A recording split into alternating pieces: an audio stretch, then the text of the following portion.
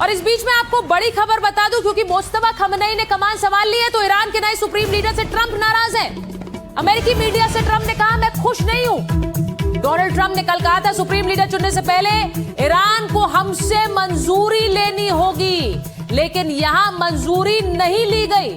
अब ऐसे में डोनाल्ड ट्रंप नाराज है। अगर उसे हमसे मंजूरी नहीं मिली तो ये ज्यादा दिन नहीं टिकेगा। अब जरा मुझे एक बार मुस्तफा खमनई की तस्वीरें भी चलाइए, क्योंकि डोनाल्ड ट्रंप का ये कहने का मतलब क्या है। वो ये कह रहे हैं कि हमसे मंजूरी लेनी होगी, अगर हमसे मंजूरी नहीं मिली तो ज्यादा दिन नहीं टिकेगा मुस्तफा। अब इसे लेकर चर्चाएं हो रही हैं कि क्या डोनाल्ड ट्रंप, मैंने आपको पहले भी दिखाया कि डोनाल्ड ट्रंप क्या तय करेंगे कि अमेरिका में सुप्रीम लीडर क्या होगा। अमेरिका का उद्देश्य यही था कि वहां की लीडरशिप खत्म की जाए, लेकिन खमनई का ही बेटा फिर से सुप्रीम लीडर बन जाए। ऐसे में डोनाल्ड ट्रंप क्या करेंगे, मैं आपको ये इसलिए बता रही हूं क्योंकि डोनाल्ड ट्रंप का प्लान बड़ा है।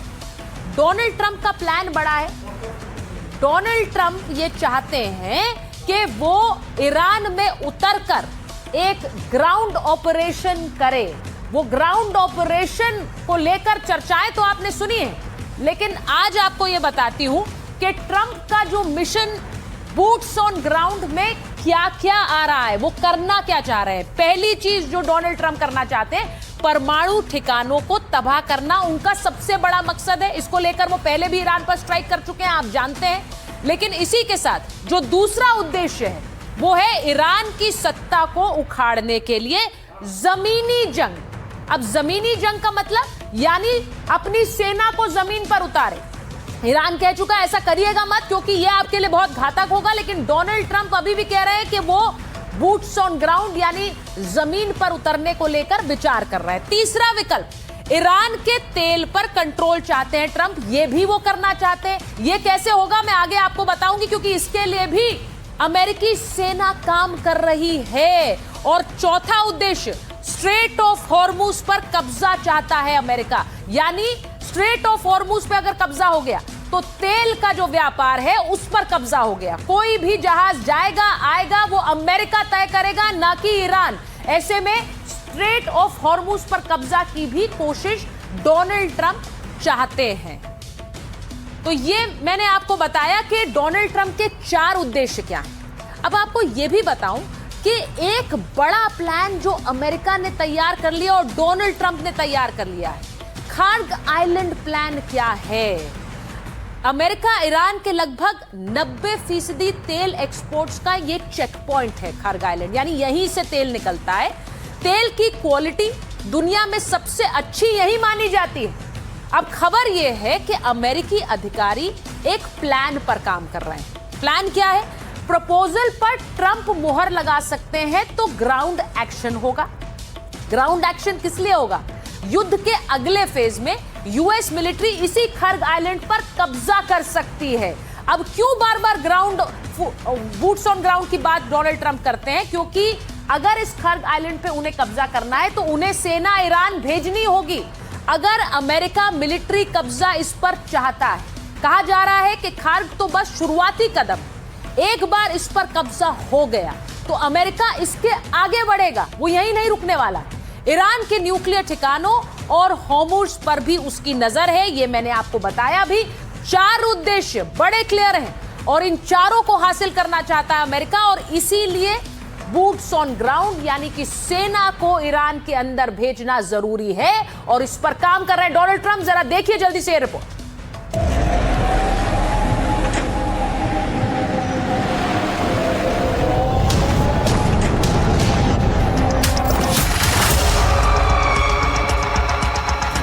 ईरान में आसमान से बारूद बरस रहा है, समंदर से मिसाइलें दागी जा रही, तबाही का सायरन बज रहा है। लेकिन अब अमेरिका एक कदम आगे बढ़ने वाला है, क्योंकि अमेरिका को लग रहा है इन हमलों से वो कामयाबी नहीं मिल रही जो उम्मीद थी।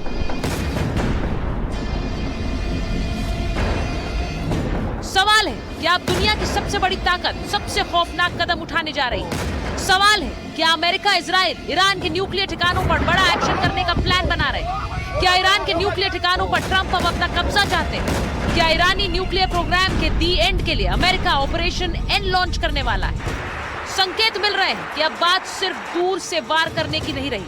अब अमेरिका ईरान की जमीन पर ग्राउंड ऑपरेशन की तैयारी कर रहा है, जिसके संकेत ट्रंप ने पहले ही दे दिए थे। रिपोर्ट के मुताबिक ईरान के पास करीब 10,000 किलोग्राम एनरिच्ड यानी संवर्धित यूरेनियम है। इसमें 450 किलो 60% तक संवर्धित यूरेनियम मौजूद है। एक्सपर्ट्स का कहना है इस यूरेनियम को कुछ ही हफ्तों में 90% वेपन ग्रेड स्तर तक पहुंचाया जा सकता है, जो परमाणु हथियार बनाने के लिए जरूरी स्तर होता है। अनुमान के लिए अगर पूरा स्टॉक 90% तक समृद्ध हो जाए तो इससे 11 परमाणु बम बनाने लायक मटेरियल तैयार हो जाएगा।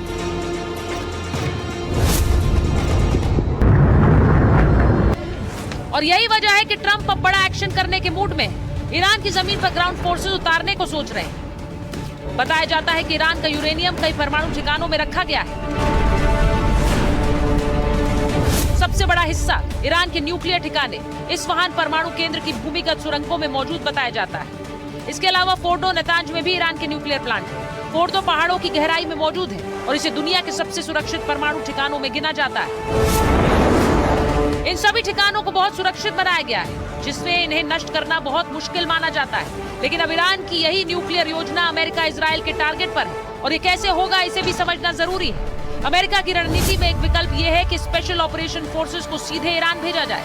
ये कमांडो यूनिट अंडरग्राउंड ठिकानों तक पहुंचकर यूरेनियम पर फिजिकल कंट्रोल हासिल करे। इस सैन्य ऑपरेशन में सैन्य कमांडोज के साथ परमाणु वैज्ञानिकों की टीम भी शामिल हो सकती है, जिनका काम होगा यूरेनियम को सुरक्षित तरीके से बाहर निकालना।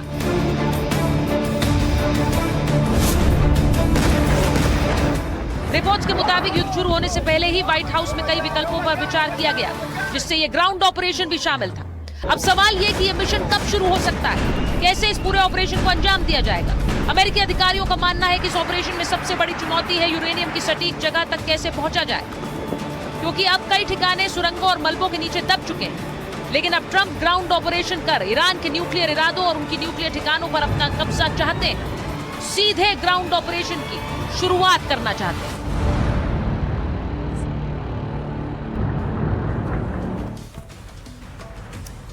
तो मैंने आपको बताया कि डोनाल्ड ट्रंप का प्लान तैयार है। वो सिर्फ मौका ढूंढ रहे हैं कि क्या अपनी सेना को वो ईरान में भेज पाए और उसके लिए एक कारण बता पाए। मैं बता दूं कि युद्ध के बीच लेबनान पर इजराइल ने फिर से हमला किया। लेबनान के बेरूत शहर पर इजरायली हमले हुए। हमले के बाद रिहायशी इलाके में धुआं उठा है।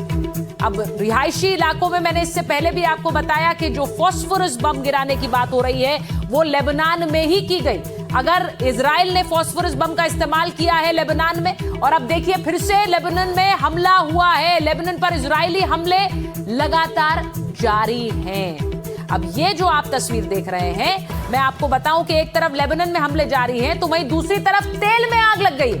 ईरान के तेल डिपो पर अटैक की ये तस्वीरें देखिए। ये भीषण आग ईरान के तेल डिपोज पर अटैक के बाद लगी है।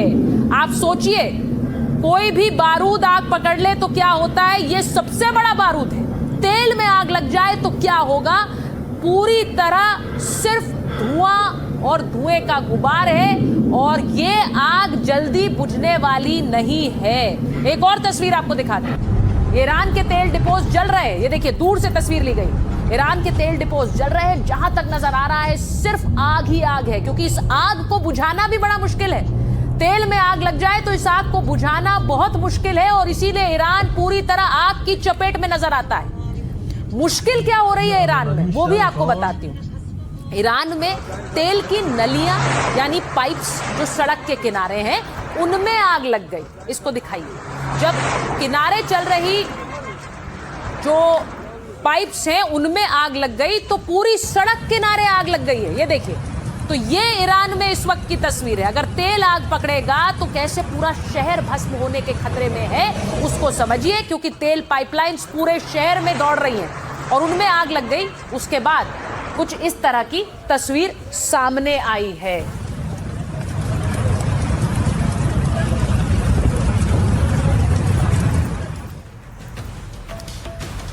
तेल में अगर आग लगेगी तो तेल के दाम हर देश में प्रभावित होंगे।